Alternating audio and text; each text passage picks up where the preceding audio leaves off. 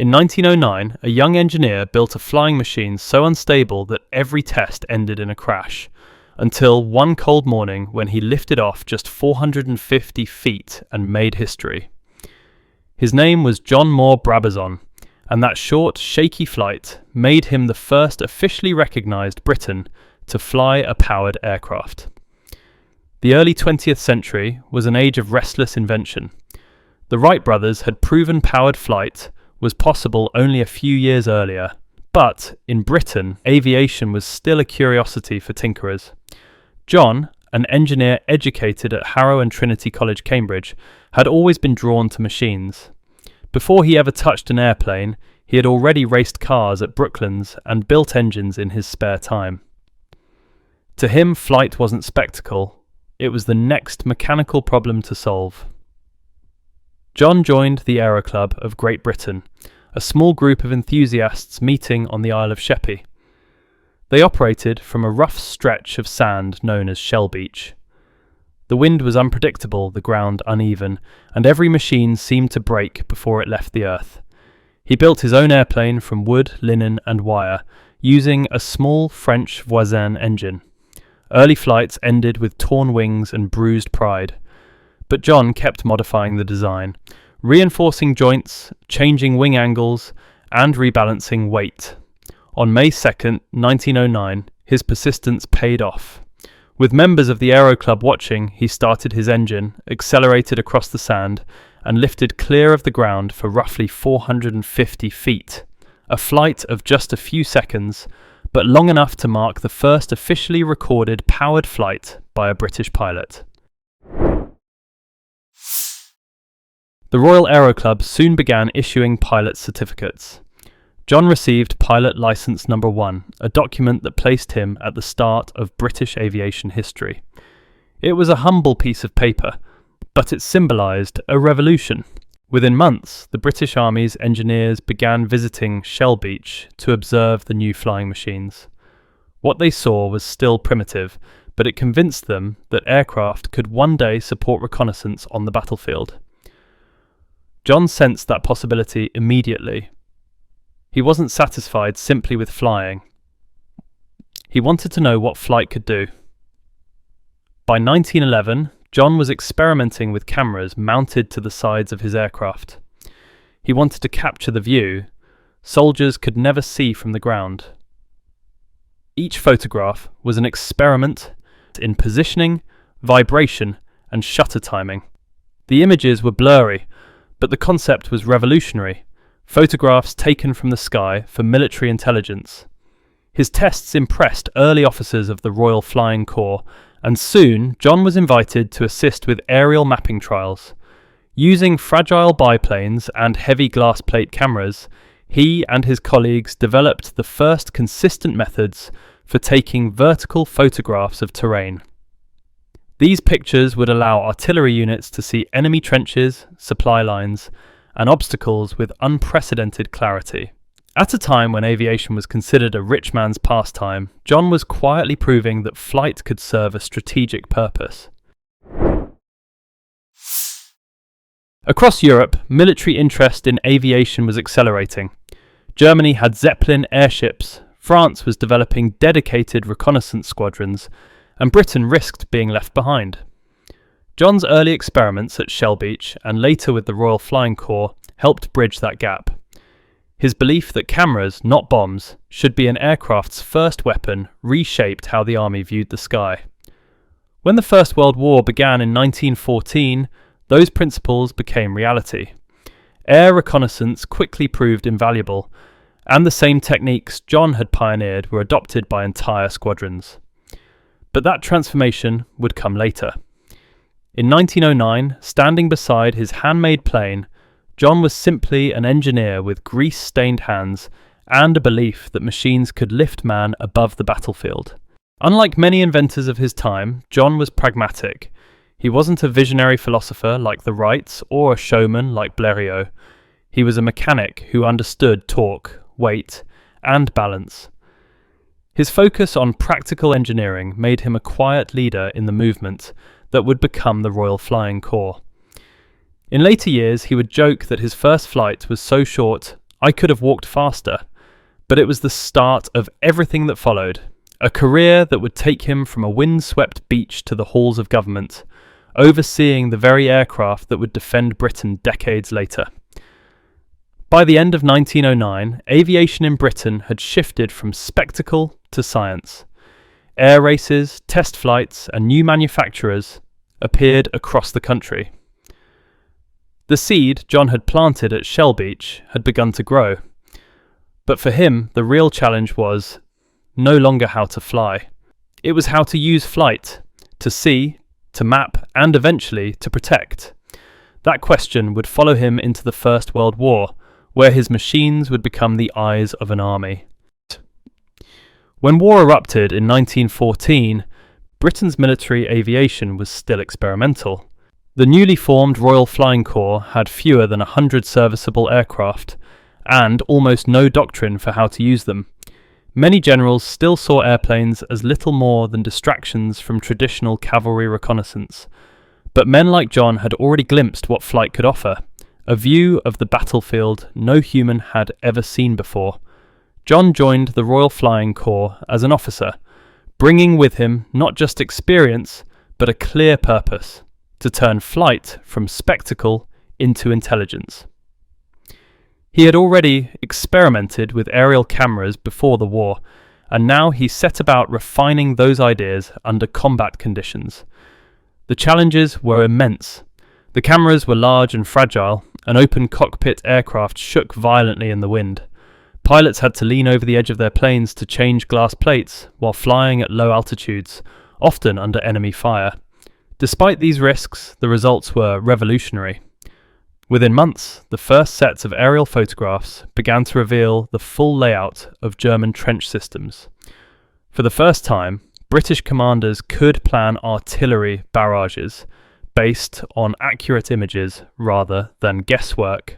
John's early methods were soon formalised into a systematic process known as photographic reconnaissance, a field that would change warfare forever. At first, many officers doubted the reliability of these new photographs.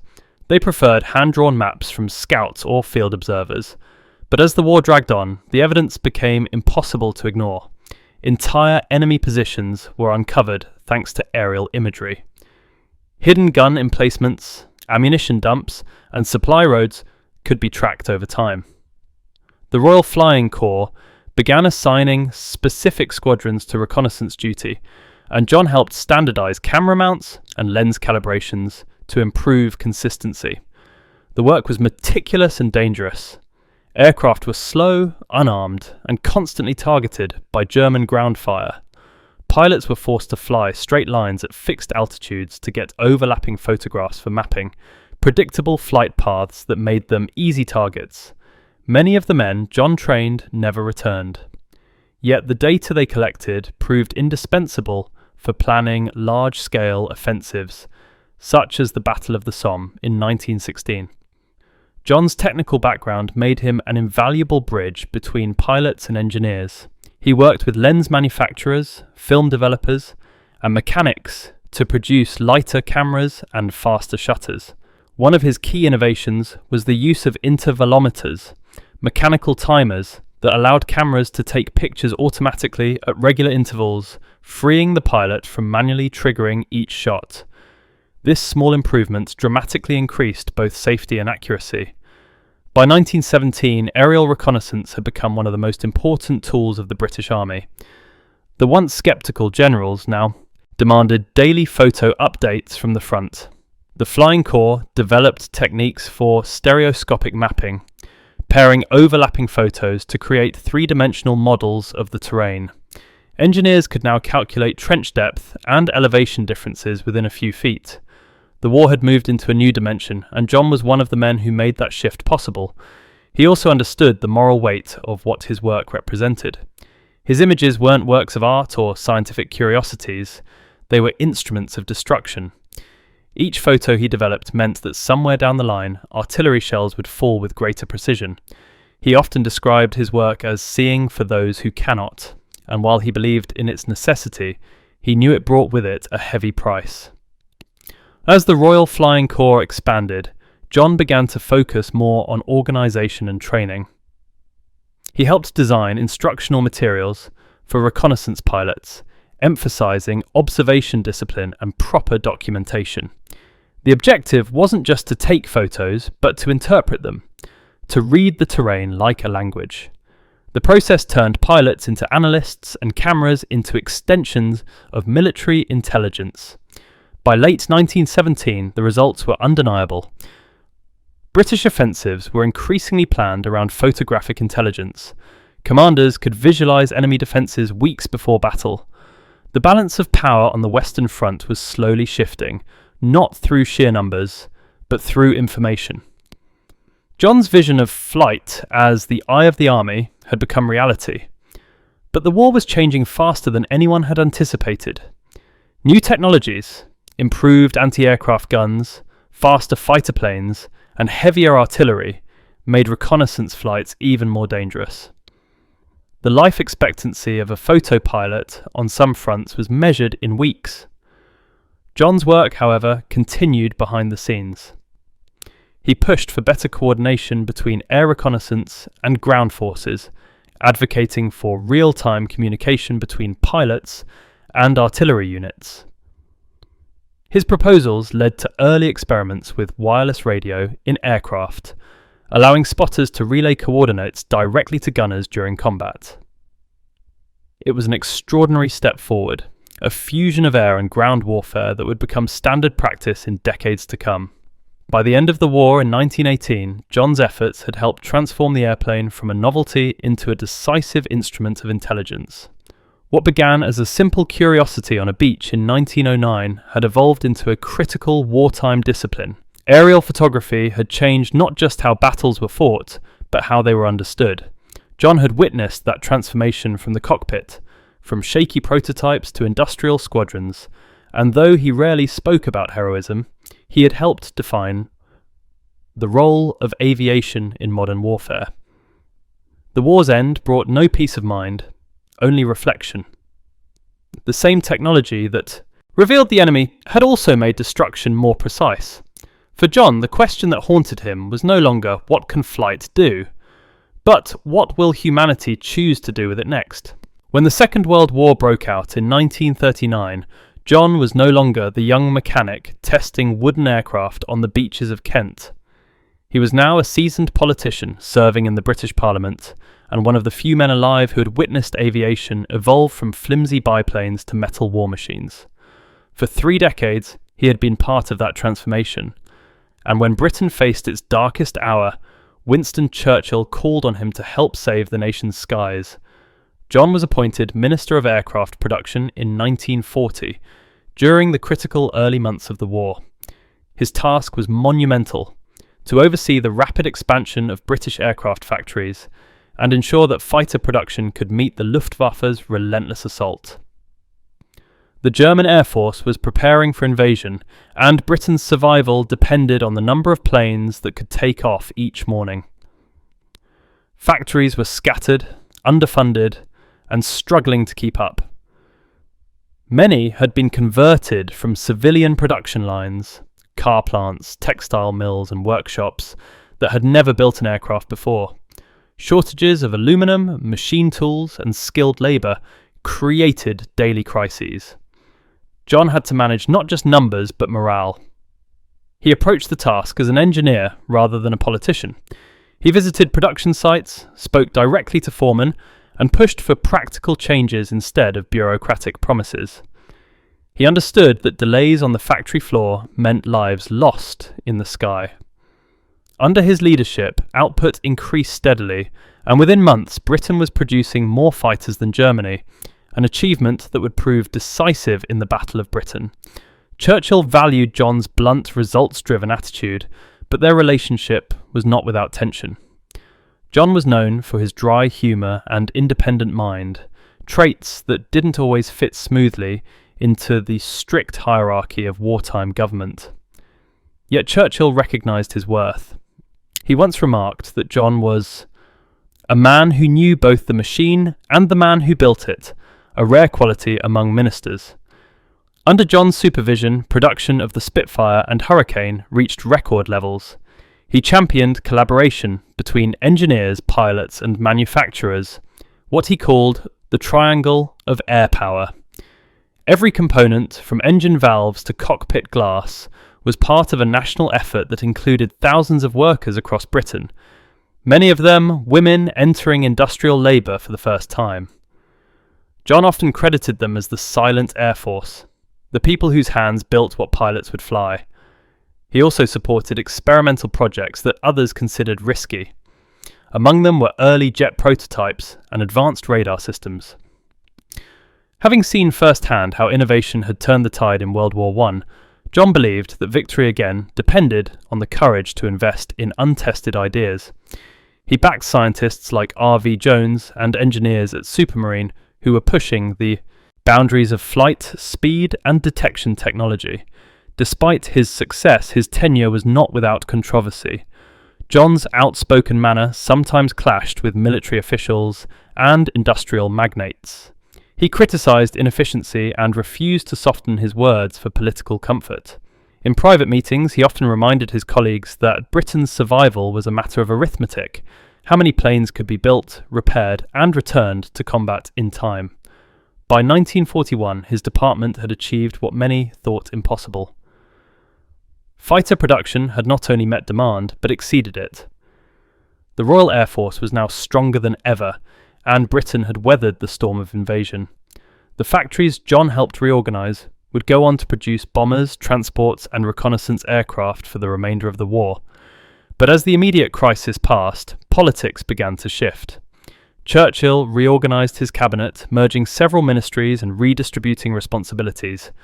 John was moved from aircraft production to the Ministry of Transport, a quieter post far removed from the adrenaline of wartime aviation.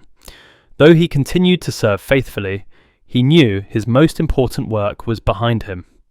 Still, his contributions had left a lasting mark. He had transformed an uncoordinated production system into a disciplined industrial network. The factories he helped streamline continued to serve the war effort long after his departure. Thousands of aircraft, built under his oversight, took part in campaigns across Europe and North Africa. Outside the War Cabinet, John continued to advocate for scientific progress. He supported early research into jet propulsion, aerodynamics, and flight training reforms for post-war aviation. He believed that the technology developed in wartime should be redirected toward peaceful advancement, civil aviation, communication, and education. His engineering mind never stopped searching for better ways to connect people and ideas. As the war dragged on, John's influence faded from public attention, but within Britain's aviation circles his reputation endured. He was remembered not as a politician, but as an engineer who understood how innovation and production could decide the fate of nations.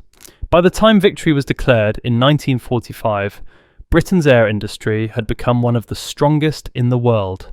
It had survived the Blitz, outproduced the enemy, and laid the groundwork for the jet age. John had been a key part of that transformation, a man who had seen flight from its first fragile steps to its role as the guardian of a nation's survival. The world he helped build was far beyond what he could have imagined in 1909. The planes that once crawled across sand now roared faster than sound. The sky he had once entered alone was now crowded with fleets of bombers, fighters, and transports. It was progress beyond measure, but also a reminder that every invention carried a cost. John never boasted about his achievements. He once said, "Machines don't win wars, men do. The machines only let them try." It was a humble acknowledgement from a man who had spent his life building both. As peace returned, he faced a different question, one that would define his legacy. How would history remember him? As the nation's first pilot, or as the minister who turned flight into an instrument of war? When the war ended in 1945, Britain celebrated its victory with street parades and national pride. The names most remembered were those of generals, admirals, and politicians. Few outside of aviation circles remembered John, the man who had once taken Britain's first powered flight and later helped the nation build the aircraft that defended its skies. He stepped away from government quietly. Decades of service in both war and politics had taken their toll, and John sought a simpler life. He returned to his estate in Sussex, focusing on his two lifelong passions, engineering and the open countryside. Friends said he spent his mornings in workshops tinkering with engines, and his afternoons walking the fields he had once photographed from thousands of feet above. Yet even in retirement, John remained deeply connected to aviation. He served as president of the Royal Aero Club, the same organisation that had once handed him pilot's licence number 1. Under his leadership, the club became a historical society, dedicated to preserving the legacy of early flight.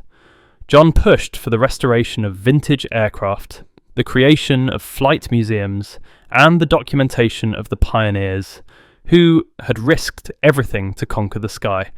Yet for him, it wasn't nostalgia, it was duty. He believed the early aviators had given humanity something greater than a weapon or a machine. They had given it perspective. From the air, he once said, you realise how small the world really is and how fragile. Despite his achievements, John's name rarely appeared in post-war histories. Aviation had moved forward too quickly. Jet aircraft, guided missiles, and supersonic research dominated headlines. The pioneers of 1909 felt like distant figures from another age. Even his political role during the war was often overshadowed by the towering figure of Churchill and the engineers behind famous aircraft like the Spitfire. But those who knew the history of flight understood his importance. John had been there at the very beginning, not as a spectator, but as a builder. He had bridged the gap between invention and application, between the dreamers and the strategists. He had turned flight from curiosity to cornerstone. In speeches to young pilots after the war, he often warned against losing sight of the human element in aviation. Machines will always improve, he said, but courage and curiosity will always be the first engines. In later years, John's reflections grew more philosophical.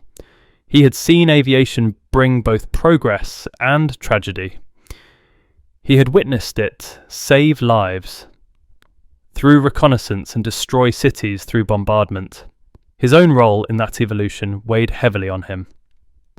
In private letters, he admitted mixed feelings about how flight had changed warfare. We reached for the clouds, he wrote, but found thunder. His health declined during the 1950s, but he continued to write and lecture when invited. He became an early advocate for international cooperation in air travel and safety, supporting the formation of civil aviation authorities that would later evolve into global standards for flight regulation. The same methodical thinking that had guided his wartime logistics now helped shape peacetime infrastructure. By the time of his death in 1964, John Moore Brabazon had become a quiet legend, a man whose story was known to historians but forgotten by most. He was buried with modest ceremony, remembered simply as Britain's first licensed pilot. Yet behind that title was a lifetime of engineering, innovation, and public service. In retrospect, John's life tells the full arc of modern flight. He began as a solitary engineer building unstable wooden aircraft, then turned his passion into a wartime discipline that changed how wars were fought. Decades later, he helped oversee the machines that saved Britain from destruction, only to live long enough to see aircraft cross oceans and break the sound barrier. Few men in history had witnessed such a transformation with their own eyes. His legacy is not found in monuments or medals, but in the structure of aviation itself, the idea that flight is both a tool and a responsibility. The cameras he mounted to his biplanes gave birth to Reconnaissance. The production systems he built under Churchill shaped the future of defence industries, and his insistence on collaboration between engineers, pilots, and policymakers became a model for how nations organise technology during crisis. Today, his name surfaces mostly in archives and museum plaques, a footnote to the Wright brothers and the men who built Britain's Spitfires.